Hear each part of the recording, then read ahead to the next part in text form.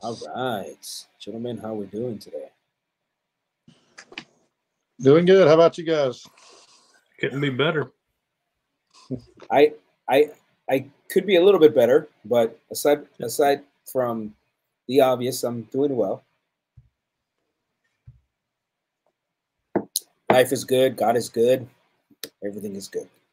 Gotta appreciate the positives. William, I'm even surprised you got time to do a podcast today, seeing as how April 15th is fast approaching. Yeah, that's it's hard to believe it's already been a week since we talked about things that we did last week and everything. So it's like time is just going very fast right now. I normally do the show from the office, but I'm already at home just trying to plan for a long night ahead. So we're going to do the show and keep on turning out tax returns. So if clients are watching, you're going to get your taxes. Just bear with us a little bit. We're cranking them out as quickly as we can and get them through the review process. So they're on the way. Nobody's going to get left out. So, but that's what we're next few days. Well, I remember like when I was in high school, I'd show up to school and then the teacher was like, "Hey, where's that paper that you're supposed to turn in today?" And then it was back in the day where the classrooms didn't have computers or they didn't have printers. And so I was like, "Oh," I said, "I have it saved on this floppy drive." You guys remember the floppy disk drives? Yeah. Oh yeah. Yeah. And I said, "I have it saved. Let me go print it at the library. I'll be right back." And I'd haul ass to the library, type that paper, print it out, and bring it back. So that's when I learned the true value of procrastination. And it seems like that's a value that carries really well through most individuals when they try to do everything the week before the tax filing deadline, when they had 12 months to do this prior, and then you even have what 3.5 months in the tax year of, or I'm sorry, 3.5 months from the beginning of the year till the tax filing deadline to get it done and get everybody. About how much momentum do you get right now, William, as opposed to the momentum that you get, like, let's say January 1st or the first? It's unbelievable right now. I mean, we've got people turning stuff in, and it's almost like there's a big out here. And to your point, what you're talking about is they've waited to the last minute. Now, some clients have turned stuff in, but it's been kind of piecemealed along together. So we're missing stuff. We wait for them to turn documents in. So that process is going on. But yeah, we have a lot of people that are just turning stuff in this past week, and it's like they're not even complicated returns necessarily. And that's what they say. Well, it won't take long to do mine. Well, that's not the only return that we're doing in the office. And so it's a challenge right now, but it does take you back to college days where we would stay up all night kind of studying for the test. That's what the next few days will be like, because human nature being what it is right now, we have the momentum to get the taxes done. So we're going to go ahead and get them done, because if the ones that are in the office, we put on extension and just say we'll get to them next week turns into the week after. And before you know it, those weeks have turned into months just because they're on extension. So some of them we do have to put on extension for some strategic purposes, but the ones that we can get out, we're going to go ahead and try to crank them out. But it's going to be some long days here for the next few days, because we have like a week to 2 week turnaround period in the office. And so now that we're inside that 2 week period to get to April 15th, that's what really adds to it, because we don't have as much time to get things done as we did in the past. So, but yeah, to the ones that we can, we're going to go ahead and try to get as many of those out as we can. That's good, man. Well, they've talked about extending, the tax filing deadline, I've heard, to the middle of the summer. And that would be the stupidest thing they could do, because all people are going to do is wait till the middle of the summer. Then the same thing, realistically, you have a whole year to prepare for your taxes. You had all of 2023 to keep track of your stuff, technically. So it's just interesting to me that it kind of catches people off guard 4 days before the filing deadline. Oh, I need to get my stuff together. But it's always best just to keep up with throughout the year. And you remember a few years ago when they extended the deadline because of COVID. That's what I was going to remind you of. Yeah, people just immediately quit coming in, and then they just waited, and it just repeats itself. It doesn't matter. We're just all procrastinators. You know, you give us till tomorrow. We're going to take that, whatever the deadline is, we're going to take up to the last minute to get it all together. So just go ahead, set the date, April 15th. I like it because I don't like to work really during the summers, you know, and but just during the summers, right? Yeah. You like to work. I like to stay in the air conditioning and not do a whole lot. The rest of the year, you're good putting in like 18-hour days. Oh, at least minimum. At least, yeah. Yeah. Well, William, write this down, man. I just want to make sure that we have this documented. Is this being recorded? It is absolutely being recorded. Yes. So before we get into what we wanted to talk about today, I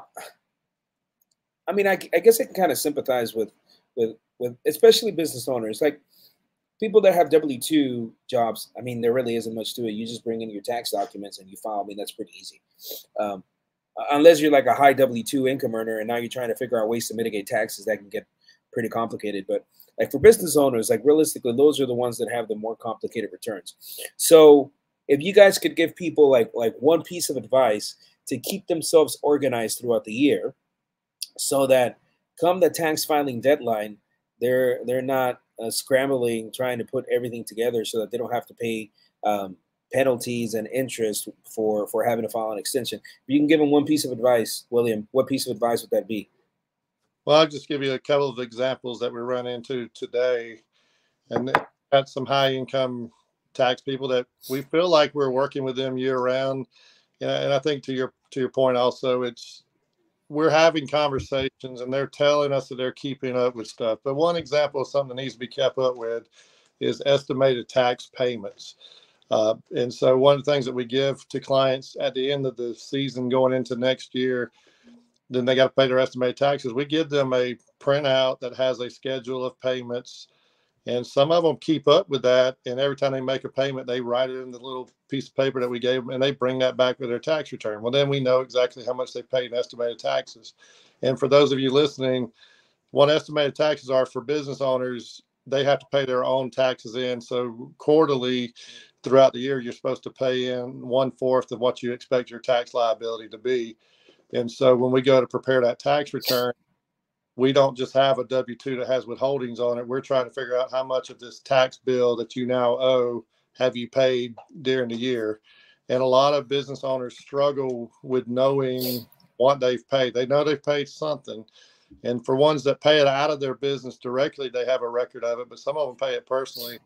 And so they have to go back and find these estimated tax payments. So that's one part of the tax return.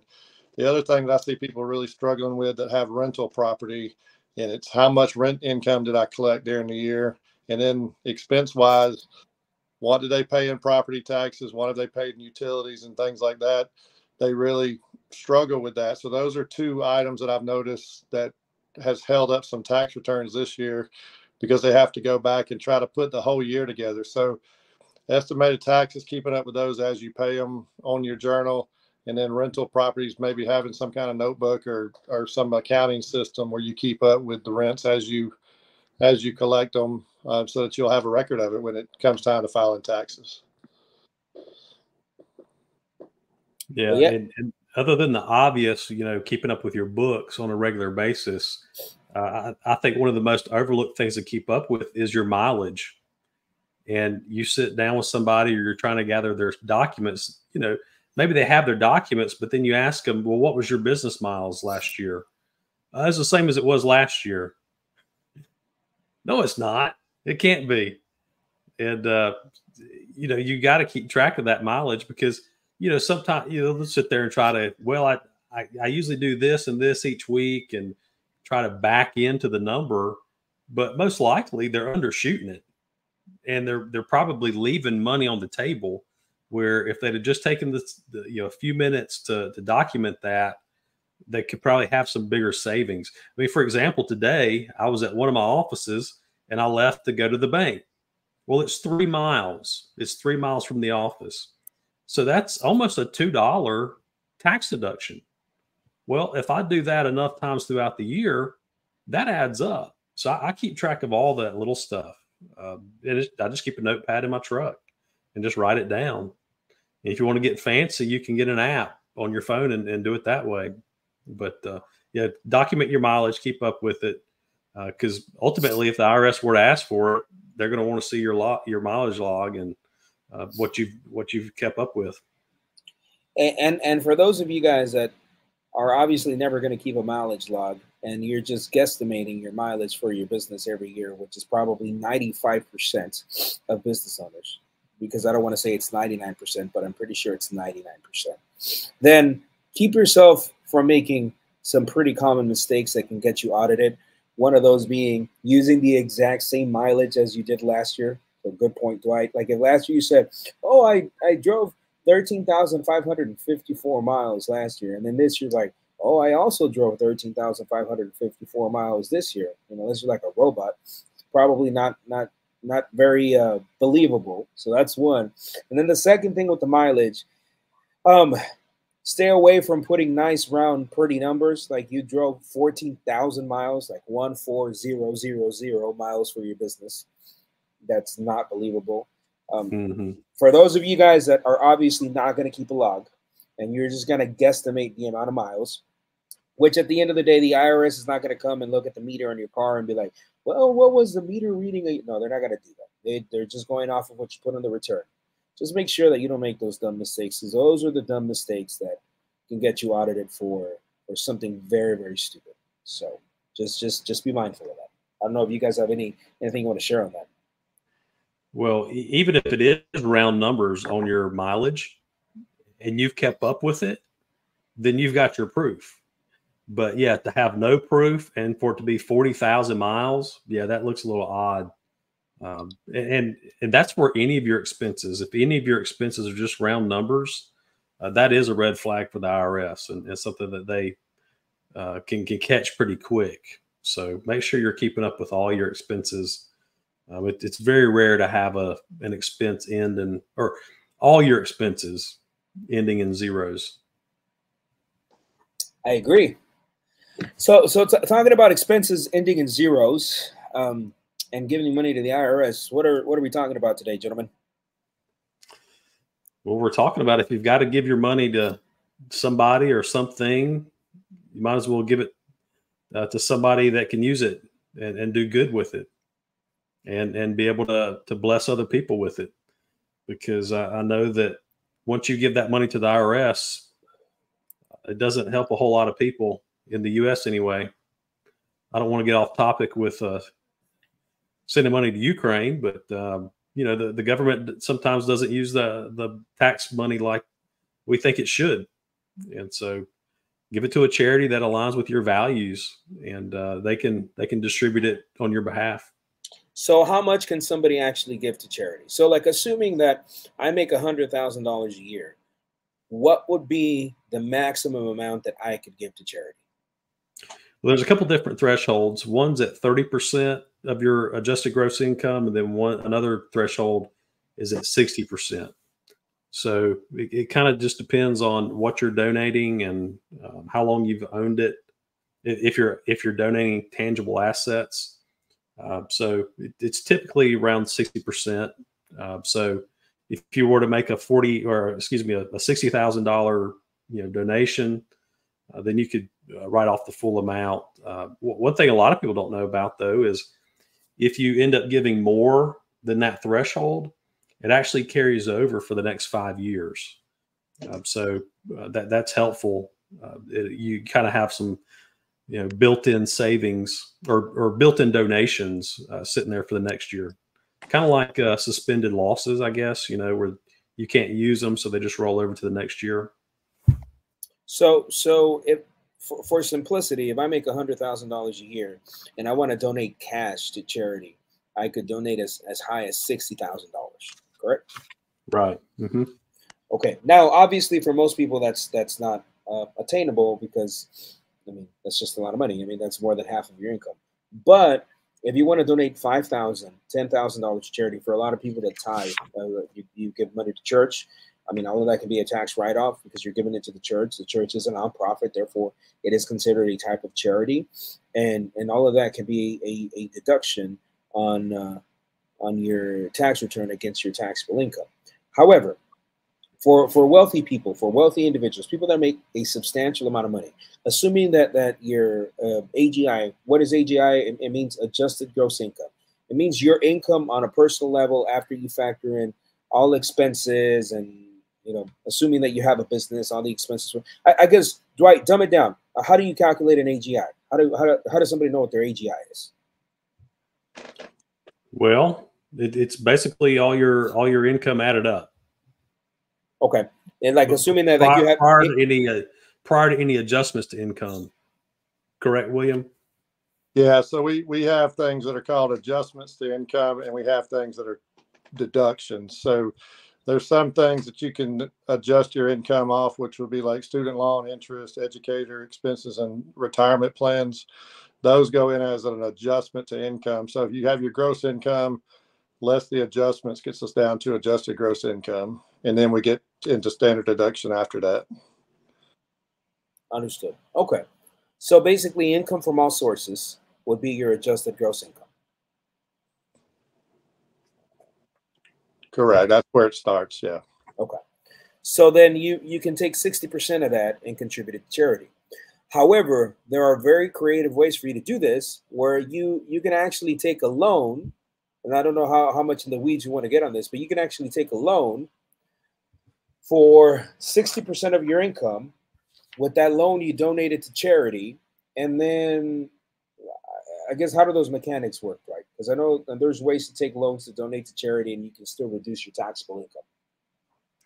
Yeah, and in my opinion, when you're looking for a tax savings or a tax strategy, you want to get some bang for your buck. And what you're talking about is I can contribute about 10% of that donation, borrow the other 90%, you'll finance it, but I still get credit for 100% of that donation, which can be pretty powerful. You know, for example, if I'm trying to make a $300,000 donation, but I only have to come out of pocket $30,000, but I still get credit for the 300, it can make a huge impact on the bottom line of your taxes.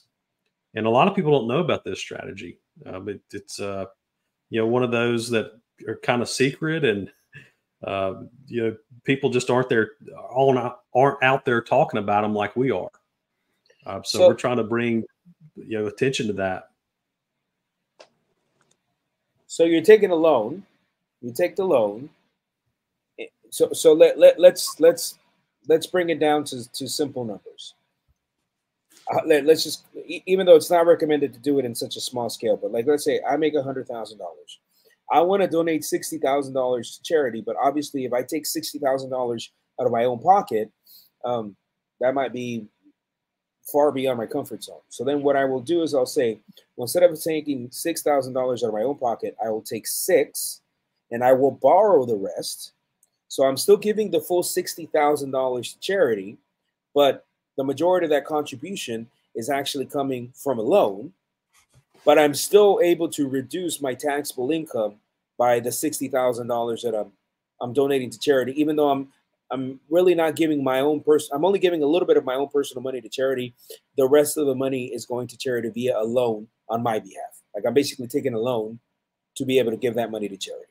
So we're good so far, right? Right. Yep. All sounds good. Okay. So how do we pay back that loan? Well, typically the collateral on that loan, the 90%, is tied to life insurance.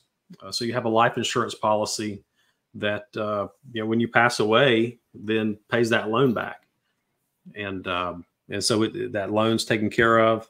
There's also some cool features where at that, you know, depending on the death benefit and the cash value that's built up in the life insurance policy, that at that point there's some money left over where you can actually donate that portion as well. So it's, you know, it just keeps giving. It's like what, the Christmas present, the Jelly of the Month Club, just keeps on giving. I have no idea what the hell you're talking about. Christmas Vacation, the movie. I haven't seen that movie in a long time. With Chevy Chase. I know the movie. I just haven't seen it in a long time. I think I was like 8 when that thing I've got it memorized. I watch it like 5 times during Christmas. I haven't seen it in such a long time. The Three Amigos, that one I've seen a couple of times. I haven't seen that one in a long time either, but that's a good one. Have you seen it recently, William? No, I was going to say that you were kind of showing your age a little bit with that, and people remember like when we were growing up as kids, these commercials were always on TV. Join this kind of monthly club, and we'll send this to your house, and everything was on some type of subscription, and they put it as a month. You know, it was a cake of the month or dessert of the month, and then the wine club came out. So that's what reminded me of that, was just things to be exposed to. But yeah, Dwight's showing his age a little bit tonight, which is okay. He's the old wise one of the group here for us. He definitely is the oldest one. Yeah. Are you really? You are the oldest one, right, Dwight?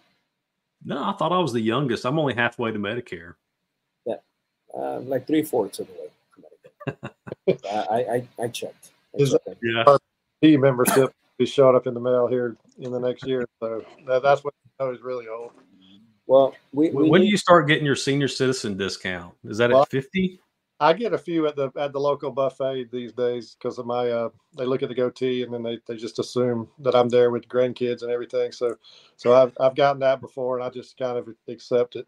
But yeah, Burger King and then the local buffet and they put it on the ticket too. Like they want you to know that you got a senior discount. I'm very concerned that every time that we hop on a call, you're either eating marshmallow peanuts or talking about visiting your local buffet so you can get a senior citizens discount. So we're going to have a conversation about this in the future.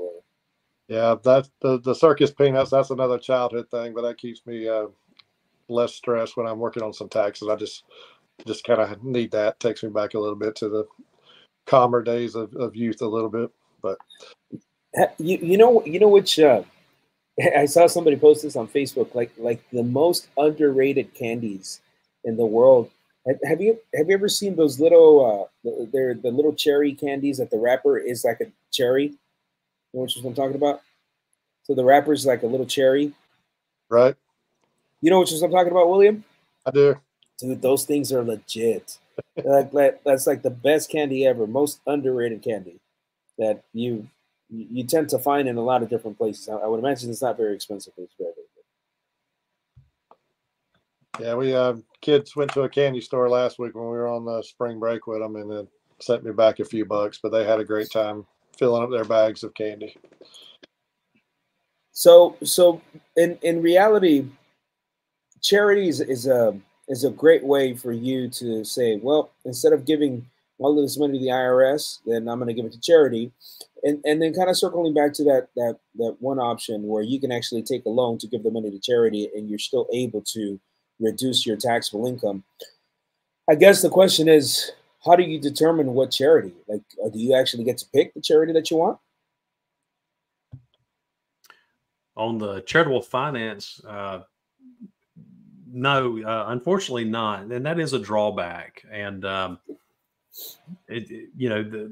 the options are pretty good. I mean, you've got like 9 different ones to choose from.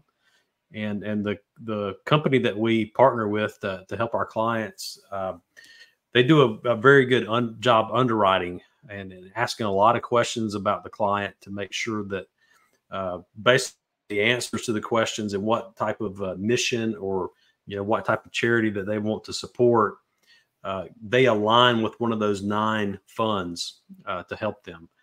So, because obviously, part of being charitable is you want to support issues and causes that you agree with, and you don't want to support causes that you don't agree with.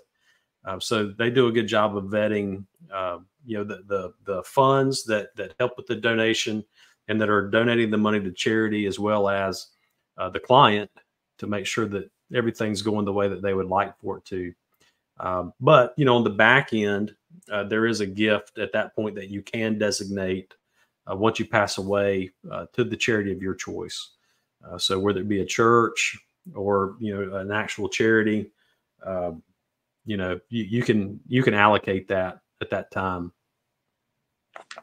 Understood. Well, I mean, I think that, and I'll share this story with you guys just because it was very impactful. We had a really catastrophic event, me and my family, on Sunday, and I mean, we really only did it because the firefighters said, "Hey, we understand that all your clothes are inside. We had a fire at our house, and I mean, it was just a total disaster." So they said, "Call the Red Cross, and they'll bring you some stuff while you guys kind of figure out what you want to do."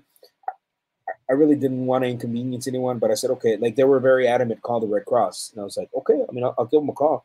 I called them, man, and like within an hour and a half, 2 hours, like they showed up with blankets, with uh, toys and um, utilities to kind of be able to take a shower and stuff like that. I thought that was amazing. And so me moving forward, I'm definitely going to be a contributor to the Red Cross because they were actually there for me and my family when we needed somebody to be there for us. And to me, that's a huge deal. And it's very inspiring to actually see a nonprofit. And I've always heard good things about the Red Cross, but to actually see it in action, it was a Sunday, dude. I mean, it was, and these people, I would imagine they're volunteers. People, I don't know. Are the people that work for the Red Cross volunteers, or do they actually get compensated? Is it like a job? Because I know you can have a job through a nonprofit. I really hope they got paid because it was Sunday. Yeah, I guess there's probably different levels. I'm sure there are some volunteers, but I would imagine there are some employees and people that are paid. And so that's what the donations would go towards, is both to pay the people that are employed, as well as, the items and things that they are able to provide for people like yourself, when they need stuff. So yeah, it is a good organization. And I was surprised that they still did that. I knew at one point that they did, and especially more on a larger scale. You think of after like a major tornado or a hurricane or something, you hear about the Red Cross going out. I just didn't know that they did that like on an individual basis. Yeah. So that was pretty cool that they came out and did that for you. I was very impressed, and I was very appreciative. It was Yeah. it was definitely something very moving for me, for sure. Yeah, for sure. So William, what are other ways that we can contribute to charity outside of just contributing to the charity itself, or maybe kind of doing like a financing strategy like Dwight was talking about, where you can actually take a loan? Like, what are some other things that clients do to contribute to charity, to have more flexibility? I mean, not only over the contributions and what tax year you make the contributions, but then also how those contributions are invested.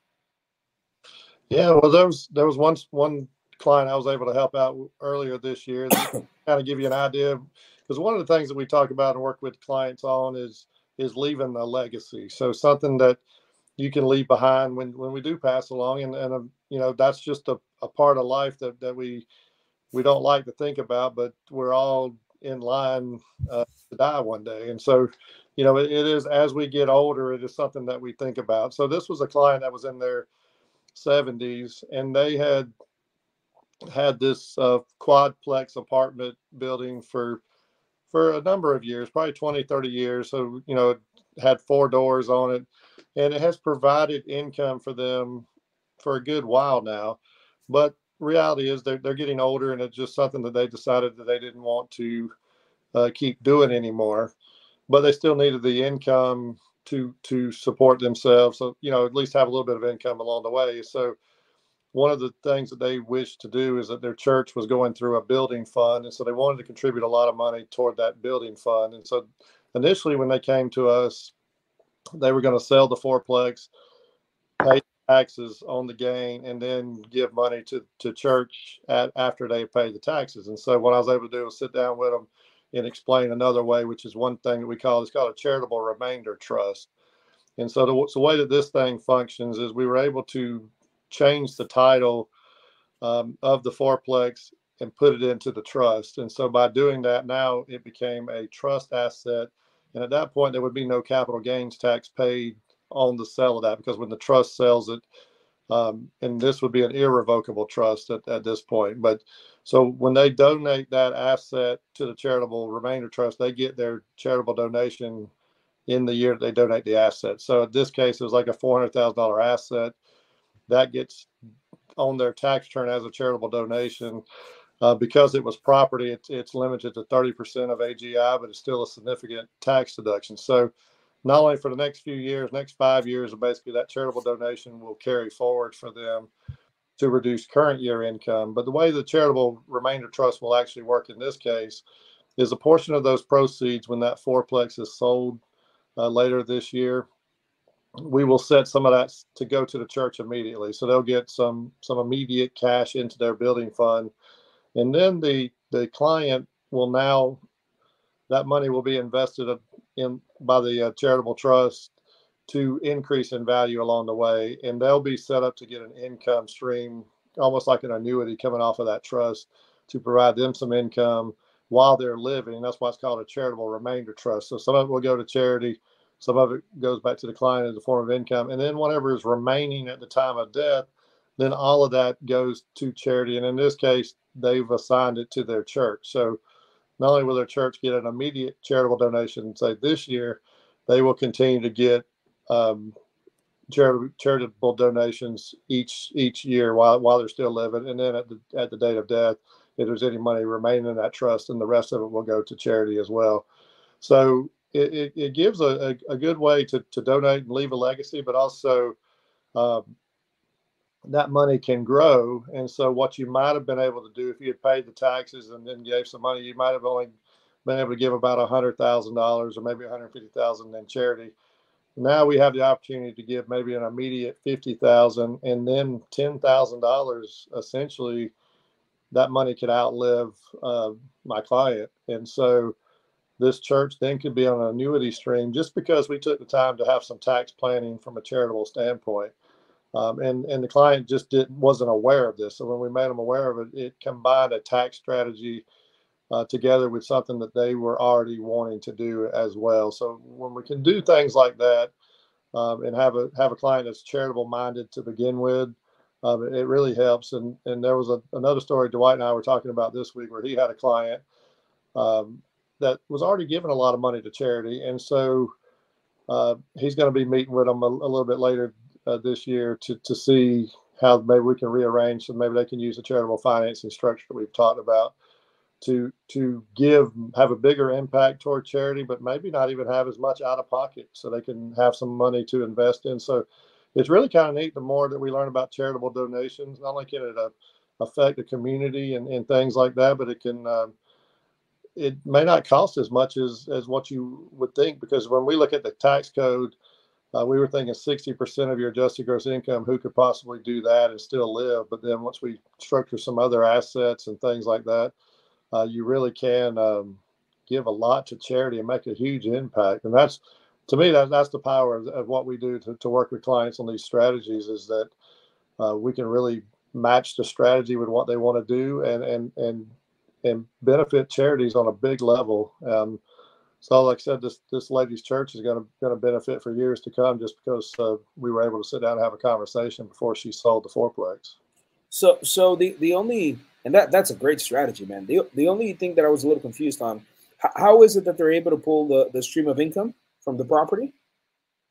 Well, the property gets transferred into the charitable remainder trust. Okay. So the time that it's sold, it's going to, that money will be invested, and so it will be set up to produce her some income off the charitable. That's how it is set up, essentially. So part of it goes back to them as a beneficiary of the trust, and the donations made that way. So that's where the income's coming in.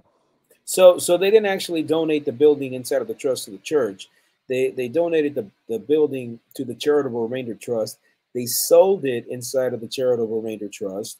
The money that stays inside of the trust continues to be reinvested to give them a stream of income. What is that stream of income taxable to them? It will be taxable, but the thing is, since she's going to have this charitable donation that's going to be a carry forward, essentially it's going to offset a good bit of that income, at least for the first 5 years. So, we don't, not to be morbid, but someone's 73, so now we know we've covered from 73 to 78. So we'll do when she gets in her 80s, but I think it'll still be a good thing. And the other side of it too is if we set it up that way so that if she needs the additional income, but let's say that the client doesn't need, then they can still turn around and donate that money, to the church or any other charity that they deem. But it is a safeguard to make sure they still have a stream of income, because those rentals was providing a stream of income each month. So we've kind of tried to match up what it was cash flowing to give her that part of it, but without the hassle of having to actually manage those properties. Got it. That's awesome, man. Well, you brought up a good point, William, because a lot of time when people have an asset and then they sell it and now they've got capital gains tax, well, now they've got less money to contribute to the charity.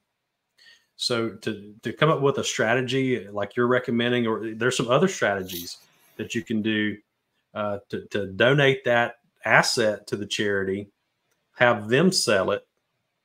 You still get the credit, for the value of that asset as the deduction for the charity. And then that gives the charity more money in their pocket, to be able to go do good with it, whatever their mission is.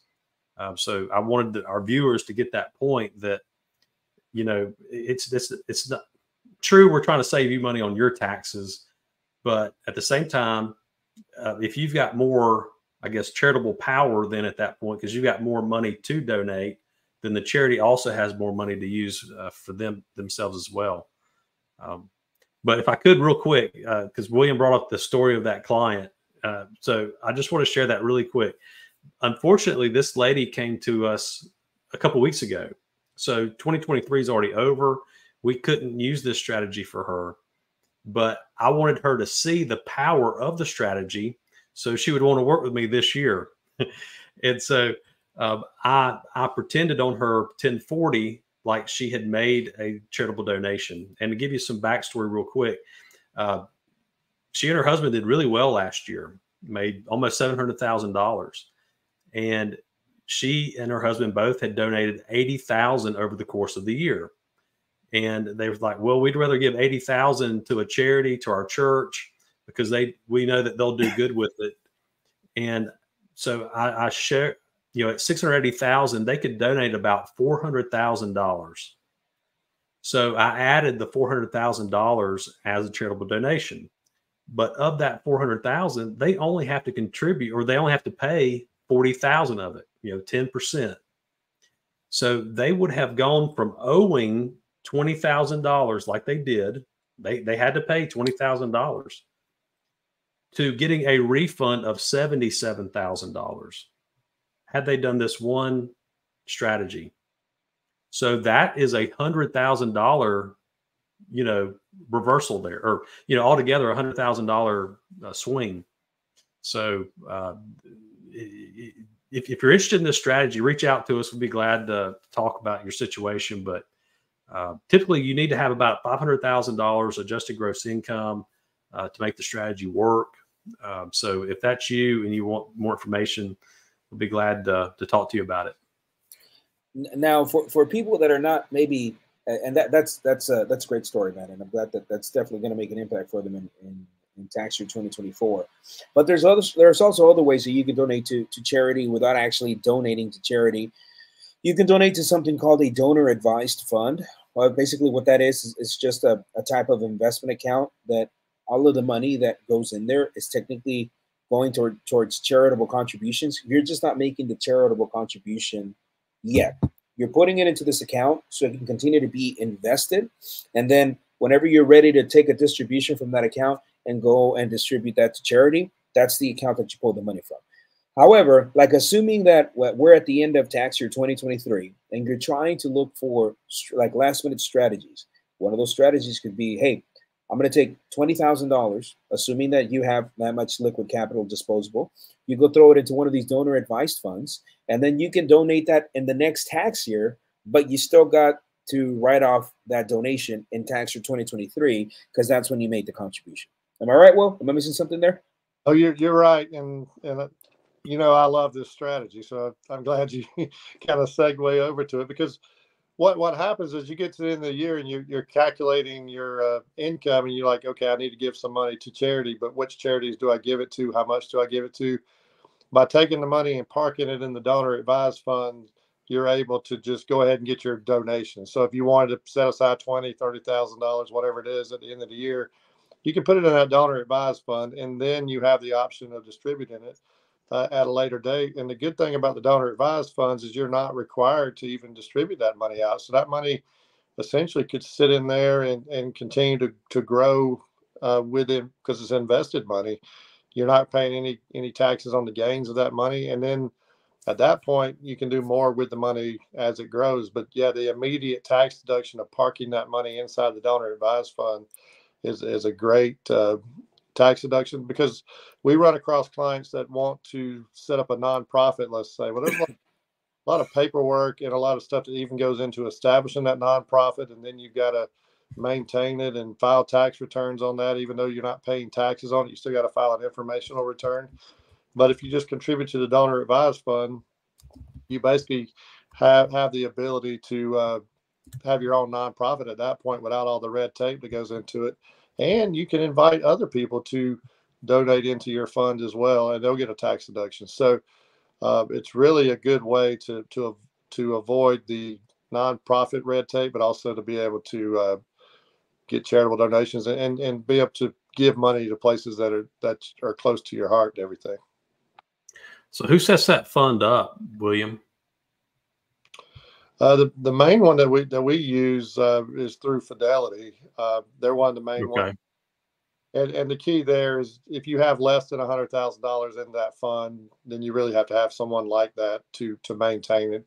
If it gets over 100,000, then at that point, someone like Raul can actually help you manage that money directly. So those are kind of the two keys and the barrier that you have to get over to have a personal manager of it. But to your point, yeah, the one that we found that works the best is a Fidelity account. It's easy to get set up. I mean, you can set it up in one day essentially, and then go ahead and put money into it.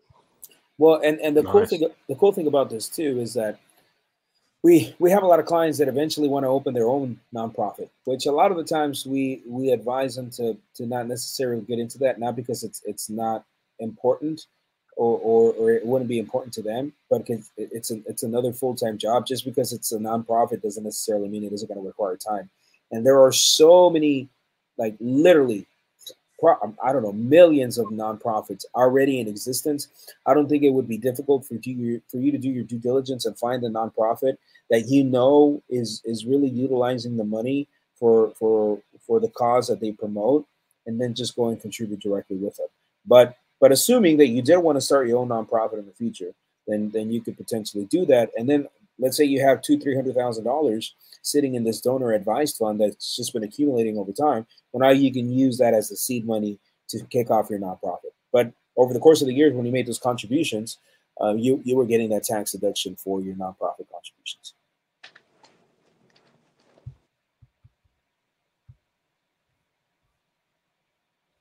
All right. I like with the donor advised fund, though, that you can make the donation to the fund, but from the fund to the charity doesn't have to be made in the tax year, right? In order to still get the credit. So that's a good, I guess, good benefit to that one. And that's one of the distinctions between. There's also a fund called the Family Foundation, and the Family Foundation, you get to set money aside like you do the donor advised fund, but you're required to distribute 5% of the assets out of there each year. And so with that, you have some record keeping there. So the donor advised fund is the easiest and the one that provides the same benefits and a good return for you to donate to charity. And then, like I said, you've got time then to decide who you want to give it to without really any red tape on it. I like it. Very good. What else we got, gentlemen? Go ahead. I was just going to mention, a lot of our clients aren't to retirement yet, but one strategy is, once you are in the retirement years and you reach 73 at this point, you're required to take a minimum distribution from your IRA, assuming it's a traditional, 401k type plan where the taxes have been deferred. because now the IRS wants the money. You know, they've given you a tax break when you contributed the money, but now it's time to pay up. And so one of the strategies is, you know, every year you're required to make that minimum distribution. So instead of you taking that money and then paying the taxes on it, you can just donate that money directly to the charity. So that way you're not touching the money. And I recommend my clients that are in that stage of life, you know, that go to church and tithe. You know, you're tithing anyway. Just use your RMD to make your tithe for the year. And so I'm on our finance committee at our church. And come December, December is always a good month. You know, a lot of people are getting their end of the year bonuses and stuff, but we like to see December because a lot of people also are donating their required minimum distributions to the church. So it's good for our budget. But that's a good strategy because at that point, that income isn't taxable to you. It's not even reported, you know, on your income or on your taxes as income. And that money goes directly to your church, or it doesn't have to be your church. It can be any charity. But you just set that up with the financial institution that's what you want to do with those minimum distributions. Just send it directly to the charity or the organization that you choose. And, you know, there again, that gives them all that money then to do what they do, you know, serving out their mission, how they help the people. And I think what we run across with it, like we'll have a couple, like right now, the standard deduction for a retired couple is over $30,000. So the thought of being able to itemize, because most of them don't have mortgage interest anymore. And so the only things that are appearing on that itemized schedule are maybe some medical expenses, which has a high bar to jump over, and then charitable donations. And so, you know, you got to have a client, you know, they're giving, say, $500 a month to their church. Well, if they took that RMD, then that money, like I said, is non-taxable. And then they have more cash in their pocket, because the money that they're giving the charity, they're not getting a deduction for it because of the way their tax situation has changed. But it's a paradigm shift in the way that you're thinking, because they take that thing, they take that distribution or have the RMD sent directly to their church or another charity of their choice. And so one of the things that we have to overcome sometimes is they're used to giving money monthly, and they feel like if they just give it one time a year, they really haven't participated in the giving. But ultimately, it is the same amount of money can be given, but it's definitely better to take it out of the R&D, because it will actually reduce your taxable income.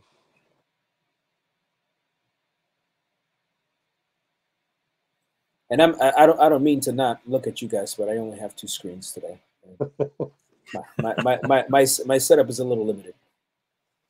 But you're working on getting 1 screen, right? I am. Yeah. I'm gonna get one screen. So because this massive fire started in my office, my wife said I'm not allowed to have an office at home. So I'm gonna have to figure something out. Probably gonna have to move in with Dwight or William. That way, you know, if something happens, it happens in their house, not mine. You had inspired me along the way when I saw you set up, but now I have to be a little more cautious, I guess. Probably would have to be a lot more cautious, I would say. Yes, that would definitely be wise, my friend. No, well, but you know, the one thing that I did learn from this entire debacle and experience is it may not be the healthiest thing to have all of your work commingled at home. Like, ironically enough, like utilizing it as a metaphor or analogy, where literally my work destroyed my home. Like when you look at it that way, right? And then so when you kind of take a step back and you kind of start to analyze things, and you're just like, you know what, man? As ambitious as I am, and as much as I like to strive and grow my business and figure out ways to be more successful, at the end of the day, you also only have so many years of life. And sometimes I think Dwight, you're probably the one that I think is the most disciplined with this, in the sense where you're like, hey man, this is my family's time. So I mean, I can't get it done right now. I mean, I'll get it done whenever I have an opportunity. You know what, man? There's absolutely nothing wrong with that. So maybe this was a sign, right? Hey, when you leave the office, leave the office. You'll be back tomorrow. If you have a lot of shit to do, instead of checking in at 8 o'clock, chicken at 6 in the morning. But go home, you go home. Well, it's hard when we are all business owners like we are, and it's hard to leave that at the office. And I don't know. I feel like I'm more productive at home anyway. But at the same time, you know, I'm usually on my laptop from 6 o'clock in the morning. Other than taking my son to school and working out in the morning, you know, I'm back on it again and up till 10 o'clock at night, you know, doing something. Not all work, you know, there's some fun stuff to look at, but, you know, probably not what you're thinking, Raul, but, you know, I was at a point with a previous job where I was an employee and I was coming home and coming inside and finishing work, you know, at 7, 8 o'clock at night. And it started to be unhealthy for the family. And so I got to where, you know, I would pull up in the driveway, I would finish what I needed to finish in the car, and then close the laptop and go in. And you mentioned earlier, I'm the oldest one here, so I start thinking about things. And my daughter just turned 16 last month, and you know I basically have 2 more summers with her in the house. So you start looking about, you know, things differently. And, you know, we've all been blessed to work with really good clients. And I've just gotten to the point where, you know, the people that luckily choose to work with me and I choose to work with them understand that there's boundaries. And I want them to have the same type of home life too. And, you know, we can all make a, you know, good living and, you know, do fun things with that money that we earn. But life is short. And I guess when you get to be 60 like me, it's even shorter. I'm just kidding, folks. I'm not 60. You're probably like, well, you don't have any hair. He's 59. I got a little hair left. He's 59, ladies and gentlemen. In case you were wondering. He's not quite 60, but he's getting there. You know, it's different targets in life. You know, you get to be 16 and then you're like, man, I can't wait to be, you know, you get to be 16, you can drive. And then 18, I'll be in college. And then 21, I can drink legally. You know, and then it's like, what's after that? 59 and a half. So you can start taking your retirement out without penalty. I'm from a small community called Rio Hondo, Texas. So technically I could legally drink at age 16. I'm just kidding, guys. Or just go across the border. Yeah, or just go across the border. Yeah, that was a bad joke. Sorry. Hey, people from hey, man, you know, if you know, you know. It's all good. Well, we have spent a night in Brownsville before too, so we know that as well. Yeah, that you do, man. That you do. Don't. And probably only one person in this world that would go and pick me up after midnight in Brownsville, and that's Dwight. So I was glad that he was in town to be able to pick me up, because I don't know if anyone else would have come down there to rescue me that night. I would have come had it been prior to 9:30 p.m. I knew you were going to add some type of asterisk there. I was like, yeah, we're going to come, but then you said prior to 9:30. Well, that was a rough.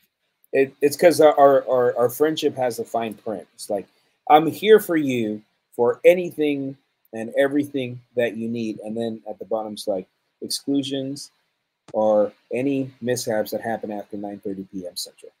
And so, but that's a clause in the friendship relationship. As long as it's before 9:30, we're good, man.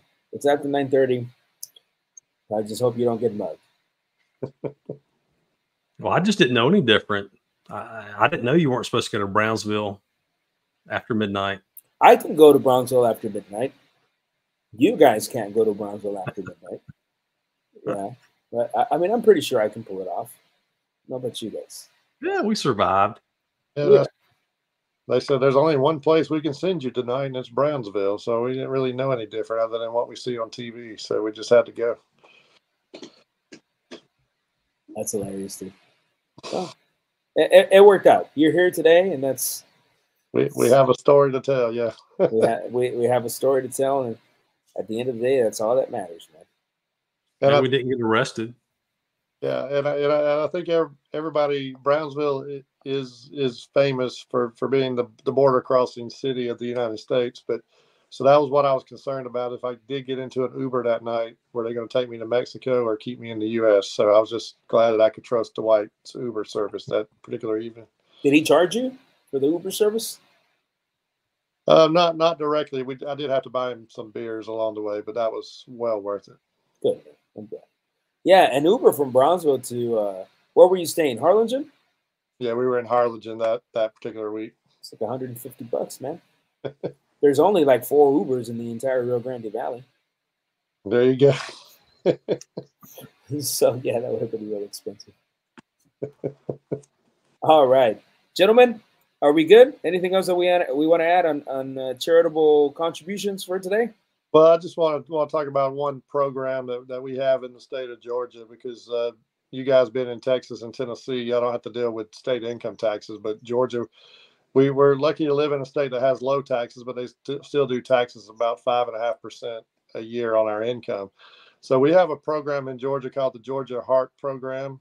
And what that does is that allows you to contribute money to a hospital fund that we have that goes toward rural healthcare in Georgia. We have a lot of rural healthcare hospitals that were closing a few years ago in Georgia. So the state legislature decided to create a tax credit for the state of Georgia so you can donate to your local hospitals. And our community in Peach County, we have one of those hospitals that was saved through this program. So every year, instead of sending money to the state of Georgia, you can donate $5,000 to $10,000 personally to this hospital fund, get a state tax credit as well as a charitable donation on your federal taxes. And so it actually puts a little bit more money in your pocket because you were going to pay the taxes anyway, but you can actually direct that money to your local hospital to keep those hospitals going and providing healthcare in rural areas around the state of Georgia. So it's a good program, but it doesn't get maxed out every year. So if we have viewers that are from the state of Georgia listening and watching this, it's something to go and check out. It's georgiaheart.org. And you can direct your tax dollars to your local community that way. And like I said, you were going to pay the taxes anyway, so it gives you a tax credit when you do contribute to that fund. And it's just a great way to help your local community and keep those dollars working in your local community, as opposed to, in our case, sending them to Atlanta and then you don't know how they get back to where you're living. Is that something they just donate through that website, or is it can they also do it while you're preparing the tax return? Is there an option? Yeah, it has to be done it has to be done prior to the year ending. And so what happens is there's about so in the tax year. Yes, but there's let's say there's like $50 million roughly. There might be some more now that the state legislature sets aside. So when you go to that website and you apply for your donation, then that comes out of that pool of money. So the earlier you apply for it, you get it. And then as soon as you apply for it, you have 6 months to actually make the donation to the Georgia Heart Program, which you make it on that website. And you just select the hospital that you want those funds to be directed to. Awesome. Beautiful.